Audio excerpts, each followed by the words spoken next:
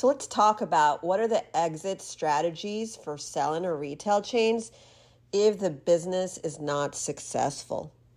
Basically, if you are working with retail chains and it's not working, it's not succeeding, what do you do next? In our Retail Chain Store Secrets book, which we have books, we have webinars, but we have books on different topics, we explain that with retailers, one of the things you should do is before you launch into selling in a retail chain, come up with your backup plan. What that means is what happens if you work a deal with a retailer and they buy a bunch of your products, right?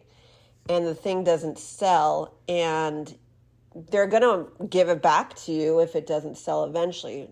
And some retailers will be cool in that they'll eat the cost with you and you'll just cry together and walk away, right? But some retailers will say, if the product doesn't sell, we're sending it back to you. And you'll know before you do a deal with them if that's going to happen to you. They actually have contracts. You have to sign a contract agreeing to that. It's not like they just change their mind all of a sudden. You actually are dealing with corporations. So you need to think about what you're going to do if the product doesn't sell. And most people will just do the deal and then hope for the best.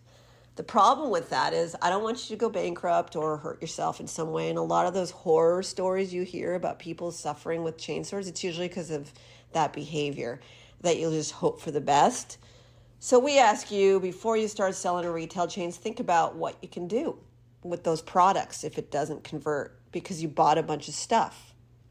So maybe you can think about the 11 other ways to sell a product if it doesn't work in chain stores. Maybe you can take the product and then you have a solution where you can sell it online, on Amazon or wherever else, right? Think about what you're going to do as your own exit strategy because this is your business and you have to deal with it. So I sell courses and content. I don't have a lot of physical things that I have to have returned. It hurts me when people return, obviously, but it's not the same for me. If I had a consumer product, I'm going to think about my exit strategy because I'm responsible for it anyways.